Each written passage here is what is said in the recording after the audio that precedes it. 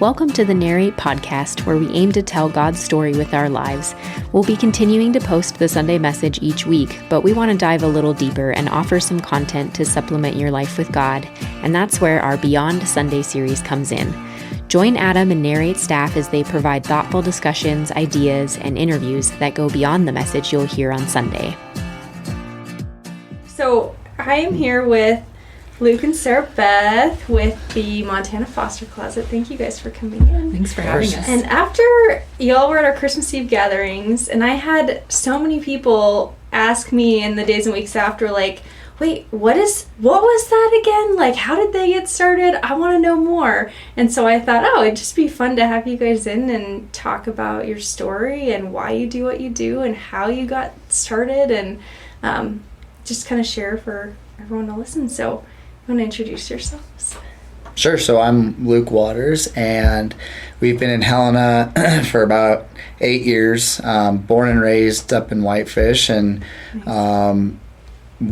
just made it back once we started having children. We decided to come back here to Montana, and we had entered into the foster care world in Utah, where we were living for a while, and we fostered over 10 children there.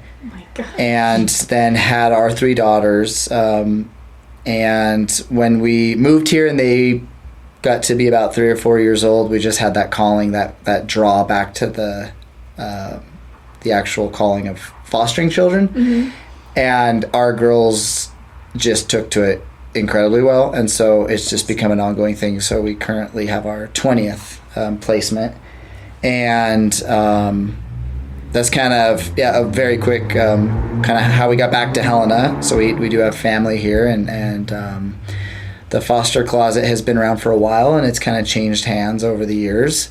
And we took it over from my sister. She's also very heavily involved in the foster community, from everything from, kind of the legislative side and trying to help with that and the department, to actually being a foster and adoptive parent.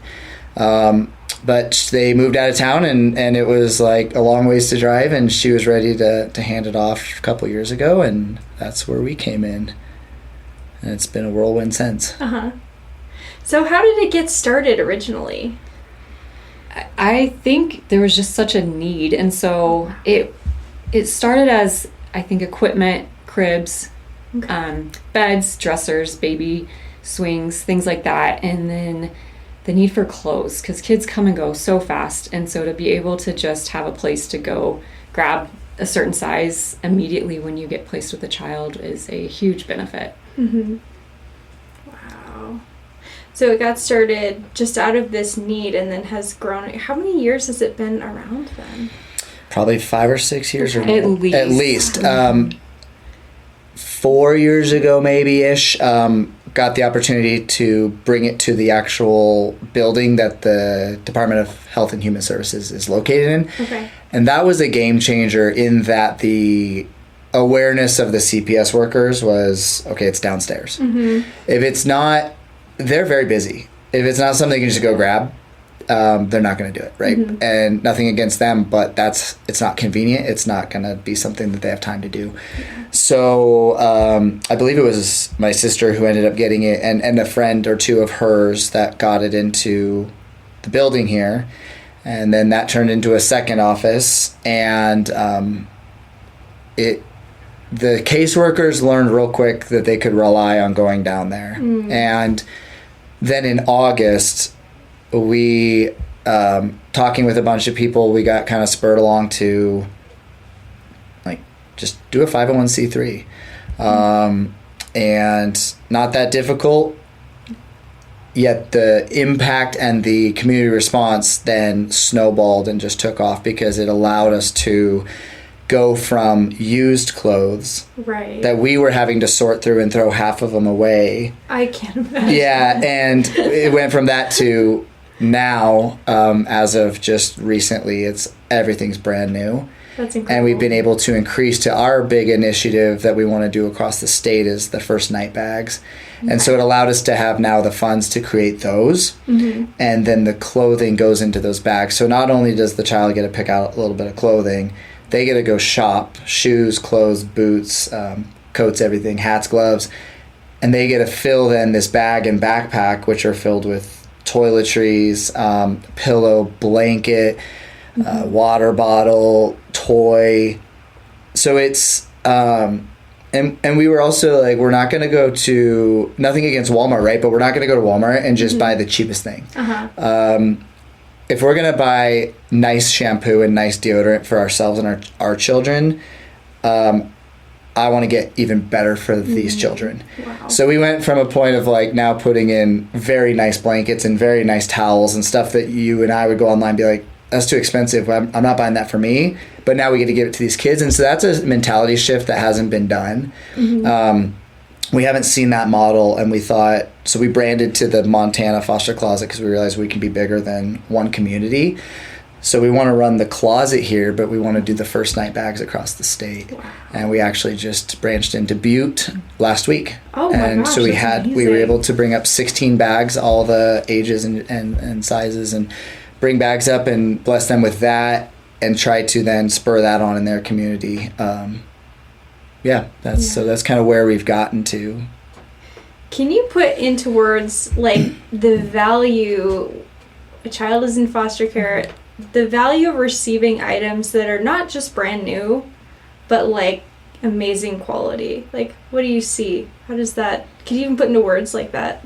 Yeah, I mean, a lot of these kids come in with the clothes on their back. And if they come with anything, you hear the trash bag motto, but like a lot of them do come in with a trash bag of their possessions that they are allowed to take. But again, a lot of times they aren't allowed to take for various reasons. And so you have this child, especially the ones who, elementary age through teen, who can go in and pick out a pair of Nike tennis shoes or that, whatever brand is popular right now for the teens, and that sweatshirt, pants, the Nike socks I know are super in right now. And to just, I think to go to school then the next day in something that they're proud to wear. And they're going through so much trauma and heartache and unknowns right now, but to have that outfit, that blanket, that water bottle, whatever it might be that they gravitate towards, that's theirs, and they can take it then from foster home to potentially another foster home or back home with them, and that's forever theirs. Wow. And no strings attached is kind of the way I look at it, right? When I imagine a 14 or 15-year-old boy or girl getting pulled and then going to a foster family, and while we are there as foster parents to provide the best for you, right? It's not that we aren't providing clothes and that foster parents are. Right. It's that the psyche is, or the psychological effect of, well, they're just, I don't know you, I don't want anything from you, right? Let alone if you give me something like a pillow or blanket or a brand new set of shoes, there's going to be strings attached. So it gives them a sense of ownership because their whole world just crumbled around them in 30 minutes. Right. So when they show up to this new home, they can grasp at least those things and say, there's no strings attached, these are mine, you can't take them from me, right? And unfortunately, that attitude will soften as they realize that the heart is of a parent for these children, and they're not trying to destroy a family, they're trying to assist it. But I mean, it's pretty obvious your community gets it, right? We heard the story of someone talked to your youth group and said, you go shop for people your age. So someone there immediately understood the mission of not only because you and I going to shop for a 13-year-old boy is a different effect than all the cool kids shopping for the cool kids, right? Like we're past that age, right? Let's be honest. So we've actually enlisted help of our children to shop for kids their age. That's awesome. Our nieces and nephews to shop for kids their age.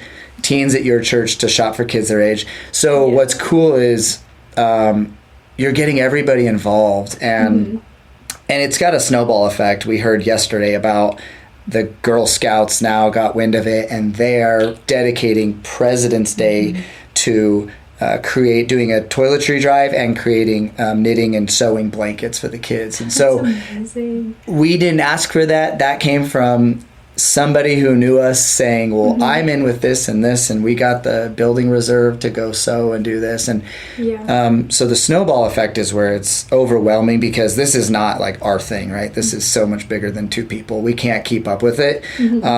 This is just a need that was there, and that just needs to be fed. The fire just doesn't go out. So we're just kind of happy for as long as we're in it, and then granted, someone else will take it one day and make it even better. So it's just kind of fun to be a part of it while we are. I got to take our high school students shopping. So we had our high school students, our middle school students. And I was like, oh, this will be fine. It'll be an hour. They'll, bear with me and do this thing.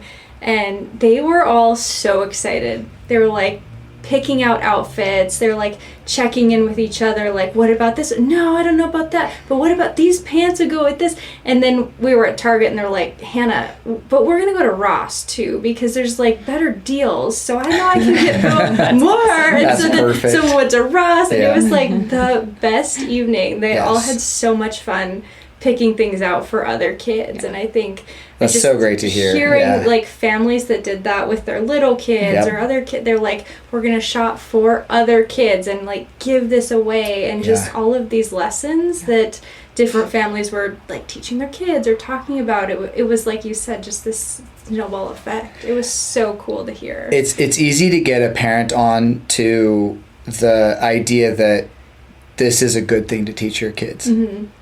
Raise them up to be model citizens of society and to look out for those around them, the less fortunate or those going through trauma or times of need. So it is really cool. We see it with our girls.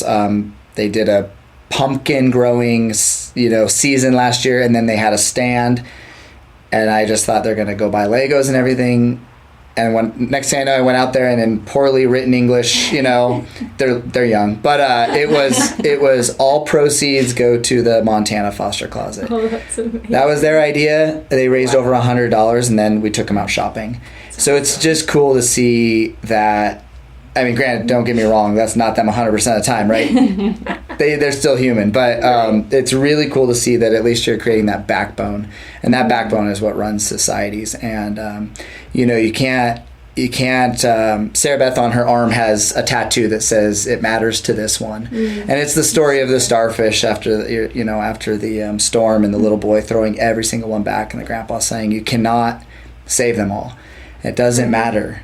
And kid would just pick one up and say, "It matters to this one," and throw it back. And so that's the tattoo on her arm. And there's actually years go by, I forget it's there, and then I'll see her doing something at the foster closet and read. I'm like, oh, okay.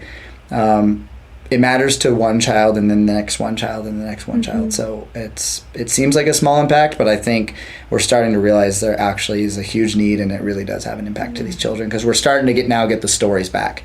And when you get the stories back, it gives you the energy to keep doing it. Can you share any story, anonymously, obviously, but absolutely, can you share any? Sure. I'll give a couple, because we've had quite a few, like last week. Oh my God. Transportation specialist told me he was so excited because he also oversees a lot of visits. And a 15, 16-year-old girl went downstairs and came up and just threw out her foot in front of him and said, "Check out these shoes, brand new, I just got downstairs." And he's like, she was so excited, and that's what she talked about on the drive. And another story is like a 4-year-old boy being removed, right around his birthday, and got to go into the closet. And the mentality wasn't sad, it was just, I get a shop and I want shoes. I want dinosaur shoes. And so we had, thank goodness, one pair of dinosaur shoes, because otherwise I would have probably just taken him to the store. I would have mailed them to him, because it's like, you're not going to break the spirit of a 4-year-old on his birthday. But it was cool because also with the funds that we've received from the community, we were able to go buy a birthday present. Spider-Man he wanted, right? So we got Spider-Man. And another one was, just another one we get back is just caseworkers saying, I was able to go downstairs and shop with this child, but unfortunately we couldn't find a coat that their size. And it's like, great, what's the size? And give us 24 hours, we'll get it to them. So we get the follow-up now, which we never used to get. And we get the feedback. There's a new gal kind of at the front desk of where we operate. It's not open to the public, but they have admin. And she's new, and she's our biggest advocate. She's like, she's like, do you know how many kids come down here and get to go shop? And it's the highlight of her day. And it's not part of her job at all. But we've slowly roped her into being our advocate for pushing it to the community. So it's there's just a few stories of getting to see that, and we've shipped out bags. Like we've had caseworkers say, "Oh, I've got another child coming or another sister. Can I get one of those bags?" And it's kind of cool. They want them now, right? They're because they know what's in them, and they know it's key is consistency, right? That's what's key. That's a big thing we really push for, is that all the bags are the same. I mean, they might be a slightly different brand of blanket or water bottle, but the quality, quantity, everything is the same. We've got baby bags, boy and girl, toddler bags, youth bags, and teen bags. And so they know when they grab that youth bag, it's for ages 5 to about 12. And we've got bags for boys, bags for girls, and it's the consistency. And to just know that the quality of item in there, they don't have to then wonder, is there a blanket? Is there a pillow? Unfortunately, on occasion, some of these kids come in and they don't have a placement that night, and they have to sleep at the department. So that's why the thought of putting a pillow into the youth and teen bags was really important. So they've got a brand new pillow with pillowcases that have been made by the community here. And so just fun colors for the youth bags, and just again something that's theirs. They have that comfort item for that night, and then that they can take it with them to a foster home or back home, wherever they end up. So. How does your faith, because you're both Christian, right, how does faith inform your work and your journey in foster care and the foster closet? It's what keeps you going the next day. I think it's really easy to do something in life that feels rewarding at first, but then when it gets hard and it doesn't go your way, naturally as humans we want to give up. So you have to pull from a different pool of strength. So for me, it's you have to have something bigger than you. You have to have guidance in where you're going to see the need and the mission. And I think it's James 1:27 is a verse I've always loved, and it's essentially, to look after orphans and widows in their distress. So that was from the time I was maybe 8 or 9 years old. That was my mission. And we saw it the other day on an old thing I wrote when I was a kid, that one day I'm going to run an orphanage or I'm going to adopt children, right? Oh my gosh. When we met, the awkward dating conversation was, I'm going to throw this out there, but I want to adopt children. I want to be like that is, and that's kind of how we started our marriage, was just knowing that there's so many kids out there, and it's a commanded call in the Bible to look after them.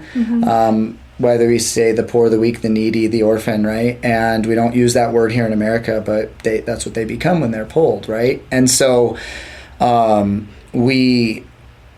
think we draw from that strength, but also that command. To me, they go hand in hand.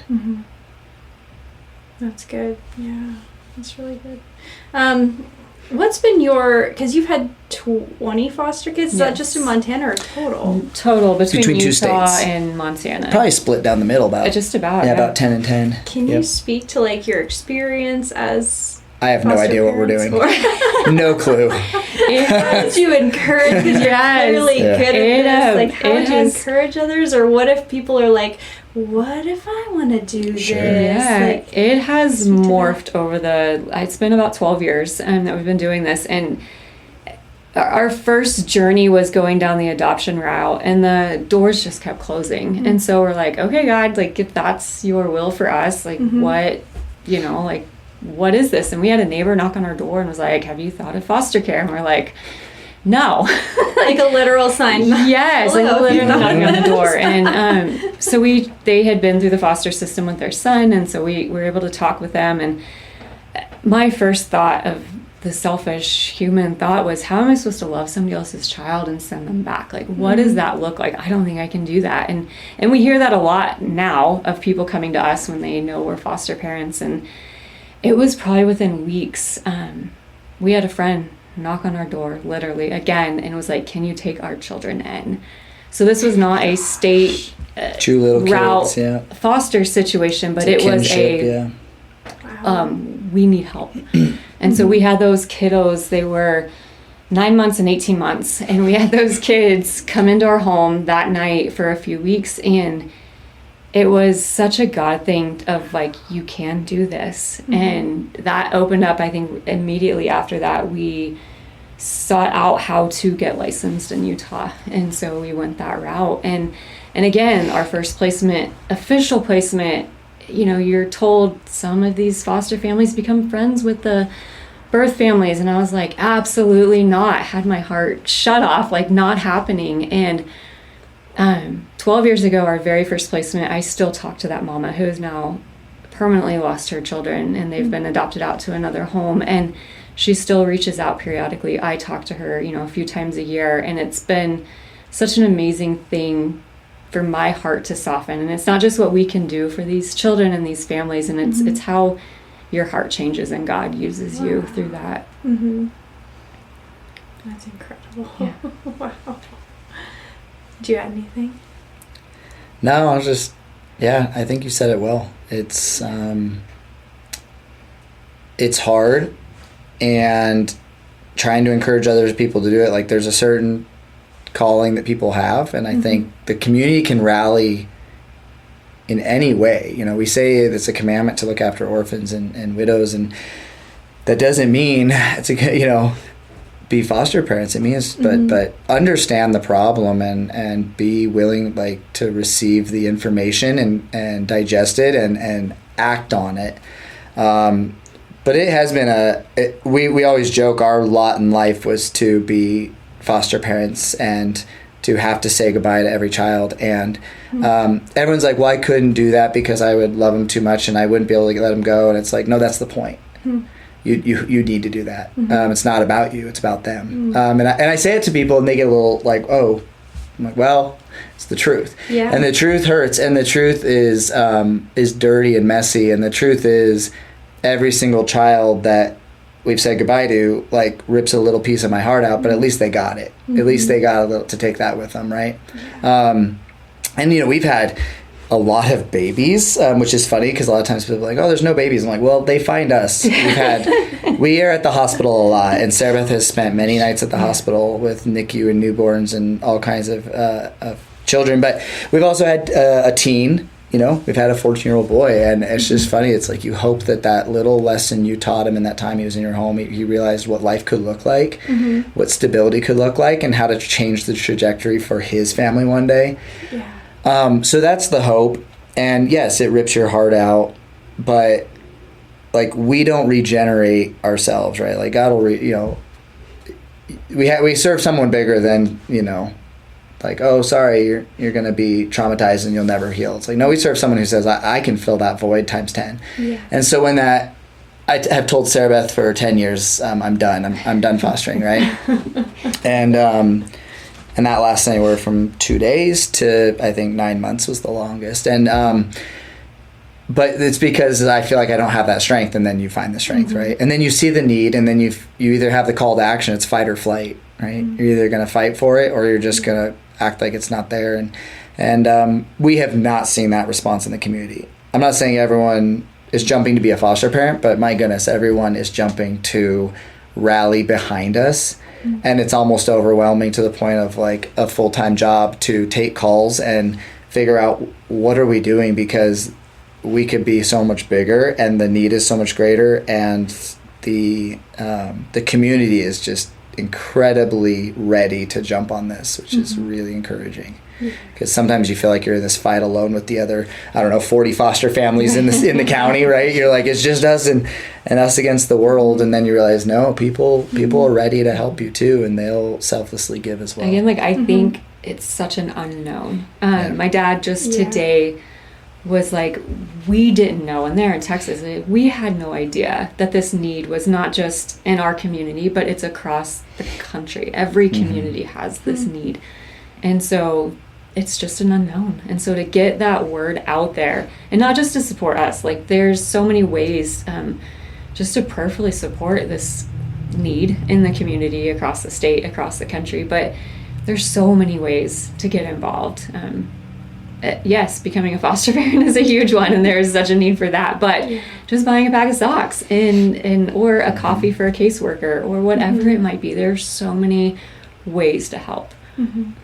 Yeah, our little community, we have a friend who rallies every time, in fact, is doing it currently, and will rally to provide respite to just every time we have to go out of town or go on a vacation or come do a podcast like this, it's can we drop the baby with you? Absolutely, right? So even just to have people all have strengths, and so we found our community, some who can build, some who can donate, some who can provide childcare, some who can bring you dinner, coffee. All these newborns come through. So it's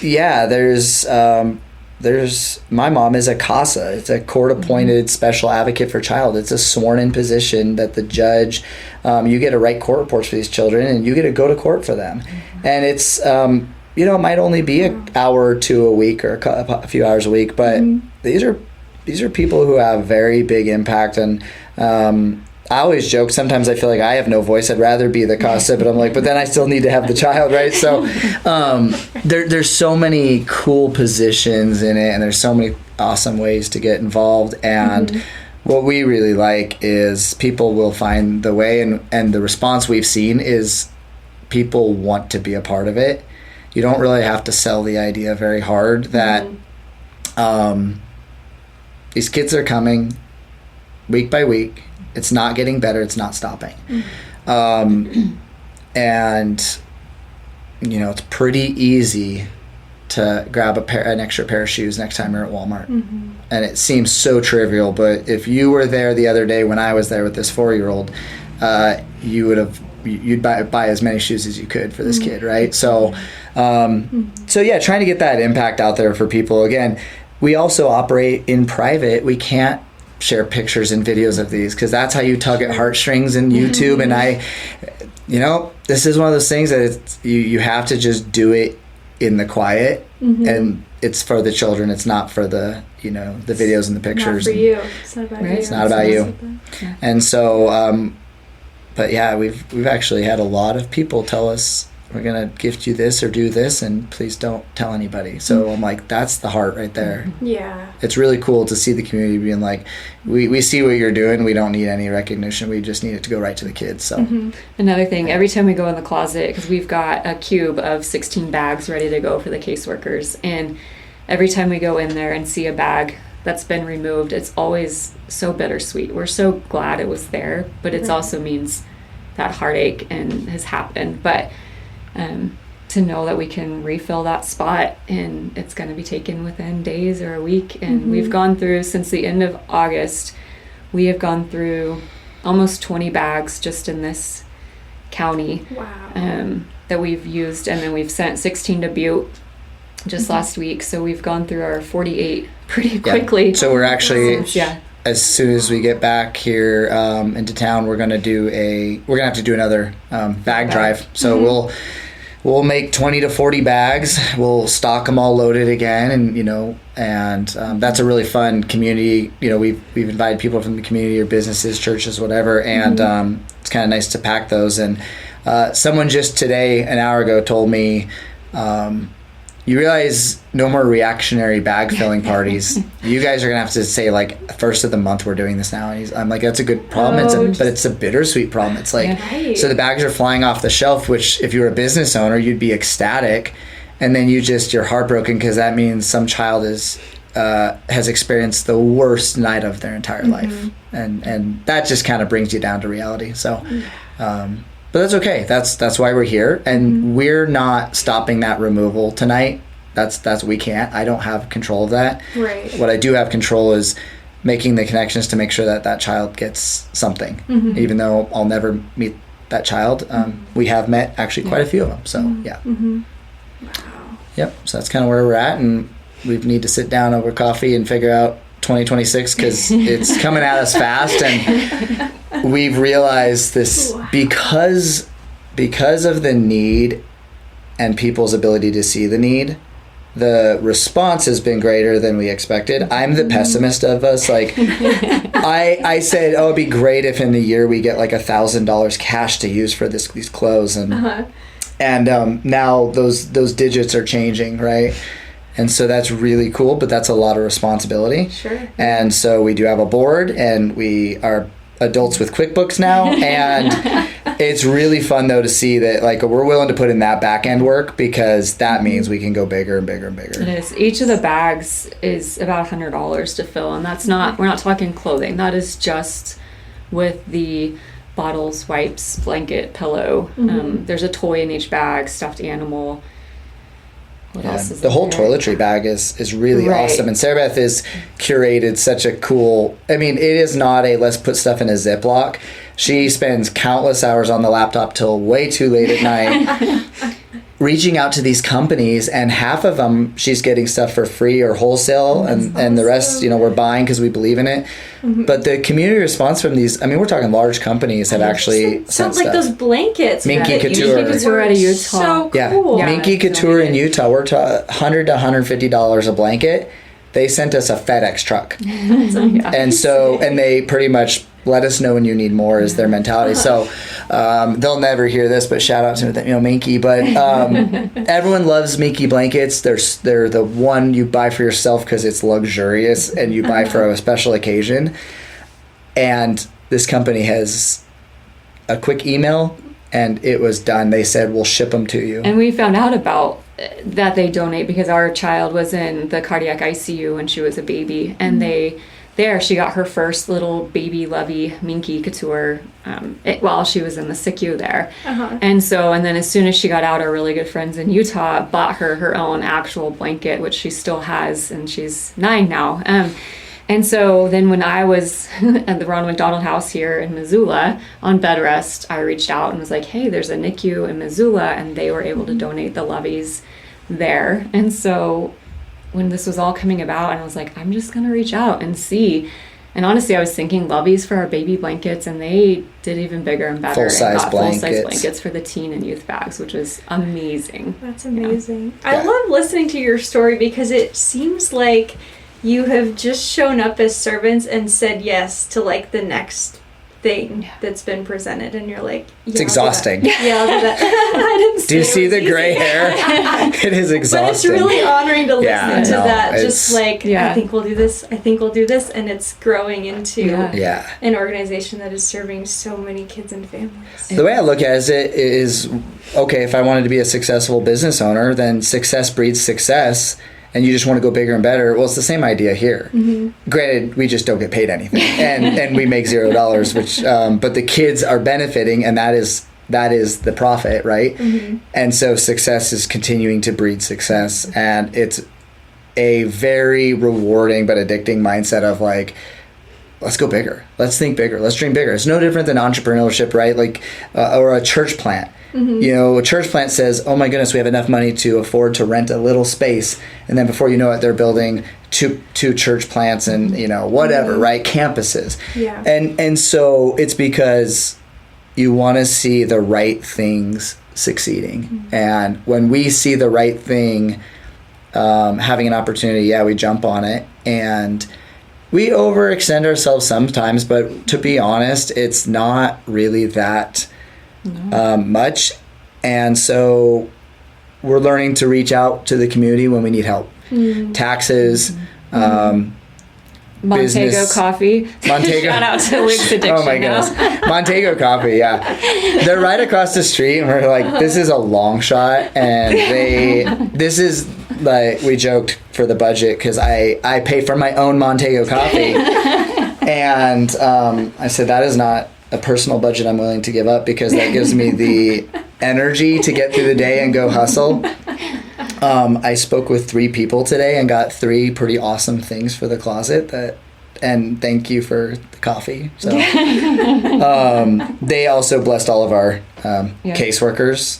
So they gave every single caseworker gift cards. Awesome. And said, hey, we want to continue to support what you guys are doing. And it's cool because, again, like we reach out to everybody. This isn't, I mean, you as a church are coming to us, but this is not a church organization. This is not a political, or this is like, we serve the children.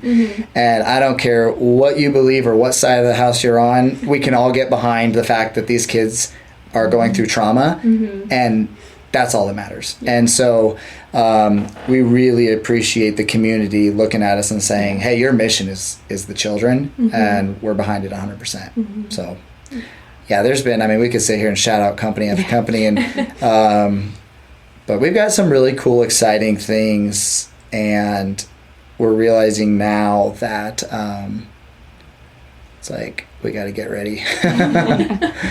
Find a little more time in the day. So, yeah. Well, you'll have to keep us updated as to like what's next, what's coming For sure. up. Yeah. For sure. So if someone's listening, they want to connect with you, or what's the best way to reach out to you, or what are some of your needs, or what's the best way to do that? Sure. So on the side of reaching out, we are currently building the website, but it's easy to get on Instagram or Facebook. That's what everybody has these days at, just Montana Foster Closet, or montanafostercloset@gmail.com. That's kind of the way to reach out to us. We're responsive there, and we can tell them, because that need changes daily, weekly. We'll get blindsided by 5 or 6 removals in a week that we weren't expecting. All of a sudden, now we're like needing shoes or diapers. And so as far as like the needs. Yeah, I just went in yesterday to grab some baby clothes and realized we have, barely any in the, I would say 0 to 3 month to 18 month. We have some, but after 1 or 2 kids comes in that size, it's wiped out. And so, shoes are wiped out right now. We have one size kind of per kid per boy, girl, and we're kind of stocking tennis shoes, fashion sneaker tennis shoe kind of style, just an all around shoe. Some people love shopping for that, but we also love when people say, don't want to shop, here's $500, just go. And because that $500 will just go right down to, we got a text today from a friend, hey, I'm at Costco. These shirts are $15 normally. They're down to $2.97. Sure, we'll give you money, or actually this one just donated them. But so Costco we hit up all the time when they go on sale. Their coats went on sale the other day. Someone went and bought like 25 of the coats for us. Oh, that's amazing. And they just said, well, they were 90% off. I bought them out. So that's great when you do purchases like that. If you like to shop, if you don't like to shop, gift cards. Then gift cards, and most people just write a check, and they don't even ask where's it going. They know where it's going. Yeah, it's either going to go to shoes, shirts, jackets, the bags, the toiletries, the blankets. And then moving forward, we've been able to use the funds now for things like QuickBooks. We're going to host a website. We've had to do, we have to do adult things like taxes, right, to file that for the nonprofit. So there's going to be some ongoing expenses, but they're really minimal. So really, I'd say 95% of the funds right now can just go right to what we want to do in the closet. And sometimes that might be furniture, but it's cool because we had like 1990s file cabinets that we may have tactically acquired from an office, from the department that wasn't being used. Hey, we asked, so just so we don't get kicked out, we did ask. But they were a hazard. They would have squashed a small child, and we're like, we just can't sustain this, right? I mean, we're talking like an 8-foot tall, heavy one, and 10-foot tall, and so that's gone. And we have a piece of furniture in its place. And just today, there's a company in town, Home Beautifiers. I went and talked to them, and they were just like, wait, what? What do you do? So we're going to meet with them in 2 weeks. They're going to come see the place, and they're like, this is what we do. We build closets, we build shelves. So we're really excited that they want to come in, see the spot, and like help us build this out to make it even better versus a hodgepodge of IKEA and Target. So so that's where we're at too. Everybody has a skill, or every company has a purpose, and everybody is honing in on that and leaning into that strength. So I can't think of anything else. Diapers and wipes. That's where Boys we're, need- oh my goodness. Yeah, we're going to probably have to reach out to a company and just say, like, can we set up a trailer out there and do a diaper and wipe drive? Because as you go, you know, we've had 23 children now, including our own, and I couldn't tell you what I've spent on diapers and wipes, but they go through a lot. And the other day, you know, a family received some children, and that's another thing people don't realize. They think, oh, they get paid to do this and all that. Well, first off, the state doesn't pay the diaper allowance of $1 something a day. They don't pay you for over a month because it's just end of the month and goes through. So these parents are expected to go out and buy all these things and do all this right off the bat, and most of them have no problem doing that. But once in a while, they'll be like, "Oh man, wasn't expecting." It can be a financial burden right off the bat. A lot of times they'll get 2 or 3 children in diapers. So you're talking formula, diapers. So formula, diapers, all that, until everything gets in place, they're paying.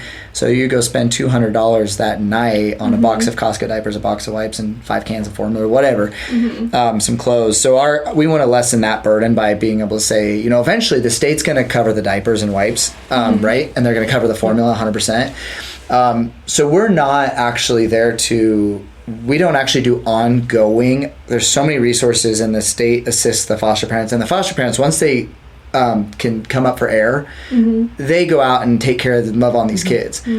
So it's more of the psychology of the kids getting their own things to start with and not having to accept them from a stranger that they don't know. They'll accept them from the caseworker because that's just how it is, right? But the person that they're living with right now, they don't really want that. And then the baby bags, let's be honest, those are for the parents. Because the other, I don't know, November or December, we got a baby in our home delivered to our house at night. No clothes, no bottle, no formula, no diapers, no wipes. It was, I'm sorry, they have a car seat, and we put them in a new pair of clothes that we found. Oh my gosh. Because the child, they couldn't take anything from the house for obvious reasons. And so thankfully a buddy in East Helena was like, hey, I'm headed to Walmart, 10 at night. Yeah. I'll text you when I get there. So I gave him a list, and I said, hey, we need this, this, and this, and we want to mitigate that. So because that's the last thing you want to do. And a lot of foster parents have children in their house already. They can't, dad might be out of work or gone, or mom might be out of work or gone, and they can't just up and leave at 10 at night to go get. So we need that bag going to them, and they can at least feed the kid that night and change their diapers that night. So, so that's the idea. And then the ongoing is not as much. We don't necessarily provide clothes week after week because the state helps do that, right? Eventually, right? Yeah. So our thing is the first night bags and the caseworker's ability to go shop with the kids that night. For a week's worth of clothes, Yep, get through that first 4 week. pairs of pajamas, 5 outfits, new pair of shoes. Get through that first week of trauma and of the new placement being in a whirlwind and not really having everything together. So So that's in a very long nutshell what we do. That's amazing. Is there anything you were hoping I would ask you that I didn't yet? No, those are good questions. I mean, they're ones 6 months ago we would have blubbered through them a lot more, but we're realizing the story is coming together, and we know our mission. Yeah, our mission. I was gonna say our mission is. At first, we're like, okay, we can do all these things. Yeah. And very quickly, we were like, we cannot do all those things. We're gonna narrow down, and even just what we're doing is, like Luke said, nearly a full-time job between the two of us. But it's been amazing. To be able to already get into Butte, and so. That is incredible. To just see that, maybe within another year we can get maybe across half the state with the first night bags. Yeah, is amazing. Yeah, the community sees the need. The community's rallying. Yesterday we were gifted a trailer, right? And it's like awesome. Because they saw, no, this is bigger. You need, because I was telling them about the trailer at the Civic Center on Christmas Eve. Showed a picture of that little trailer. You're bending over, smacked our head a few times, and then having to shove the buckets in and stack them up, but not being able to really organize. And telling the story to an individual who I'm not going to name because she is great that she wants this, and she said, go to the local store and pick out a custom trailer as whatever you want. And that's a pretty cool I'm like, okay, That's so my dream was little, and then she just threw that out and said, no, you're not asking for enough. Go get a bigger trailer, a new trailer. And so we're getting one built that's going to be specifically kind of designed and built out to be doing this and have the ability to organize clothes, pull out in front of businesses, be all lit up at night. I mean, really be cool. But the cool thing is we didn't have to. It's hard taking money and then buying a trailer because every dollar we get, we got to keep throwing because the bags are flying off the shelf and we don't have the funds to go buy a trailer. So when someone says just go get it, it's go done. pick out your trailer. Go pick out your trailer and tell them I sent you. So That's amazing. I'm pretty excited about that because SarahBeth wasn't going to give me a trailer budget. So next time you come to Narrate, you'll have a sweet trailer. Oh yeah. Yes. That's amazing. Yep. So if anybody out there listening wraps trailers with graphics, hit us up because we want to put our logo on it. We want to put our website because it'd be pretty cool to park that near the state building or at a coffee. Just drive around town and people can scan it. Be what we get the bags across the state now because we had to dump some of our kids off with friends in order to be able to put the bags in our car to fit them to get to Butte. We had to solicit a friend to drive the furniture to Butte that the bags are stored in, and then we had to dump some children off to remove the car seats to put the bags in to go to Butte.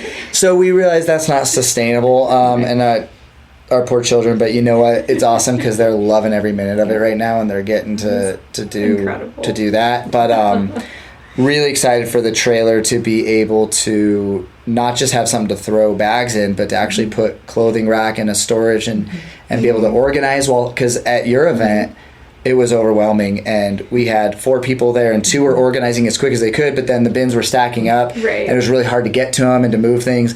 So to be able to actually have shelving and that's awesome. Bins and so that was really exciting, completely unexpected, and our biggest donation to date by far. So and it was because of the Narrate Christmas Eve partnership that we were able to see that need, and then it was filled. So between the clothes and now a trailer, it's been huge.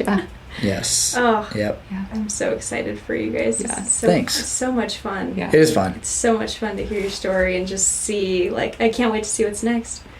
Yeah, who knows? we have a few shoot for the moon ideas out there, and that's gonna be in the next 6 weeks.